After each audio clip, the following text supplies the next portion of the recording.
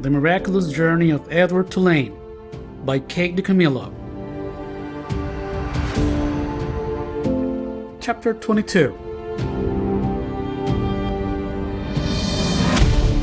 It was dusk, and Edward was walking down the sidewalk.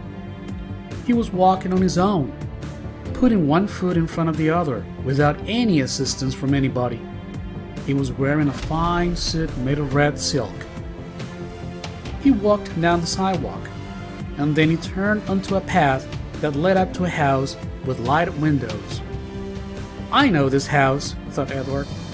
"This is Abeline's house. I am on Egypt Street." Lucy came running out of the front door of the house, barking and jumping and wagging her tail. "Down, girl," said a deep, rough voice. Edward looked up, and there was Bull, standing at the door. "Hello, Malone," said Bull. "Hello, good old rabbit pie. We've been waiting for you." Bull swung the door wide, and Edward walked inside.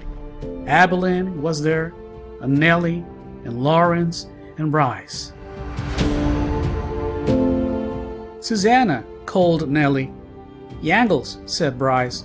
"Edward," said Abeline. She held out her arms to him, but Edward stood still. He looked around the room. "You searching for Sarah Ruth?" Bryce asked. Edward nodded. "You got to go outside if you want to see Sarah Ruth," said Bryce. So they all went outside, Lucy and Bull and Nellie and Lawrence and Bryce and Abeline and Edward.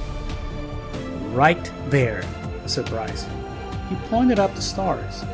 "Yep," said Lawrence. "That is the Sarah Ruth constellation." He picked Edward up and put him on his shoulder.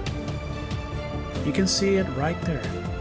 Edward felt a pang of sorrow, deep and sweet and familiar. Why did she have to be so far away? "If I only had wings," he thought, "I could fly to her." Out of the corner of his eye, the rabbit saw something flutter. Edward looked over his shoulder, and there they were, the most magnificent wings he had ever seen. Orange and red and blue and yellow, and they were on his back. They belonged to him. They were his wings. What a wonderful night this was! He was walking on his own, he had an elegant new suit, and now he had wings. He could fly anywhere, do anything. Why had he never realized it before? His heart soared inside of him. He spread his wings and flew off Lawrence's shoulder, out of his hands and up into the nighttime sky, toward the stars, toward Sarah Ruth. "No!" shouted Abeline. "Catch him!" said Bryce. Edward flew higher. Lucy barked. "Malone!" shouted Bull, and with a terrific lunge, he grabbed hold of Edward's feet and pulled him out of the sky and wrestled him to the earth. "You can't go yet," said Bull. "Stay with us," said Abeline. Edward bit his wings, but it was no use. Bull held him firmly to the ground. "Stay with us," repeated Abeline. Edward started to cry. "I couldn't stand to lose you again," said Nellie.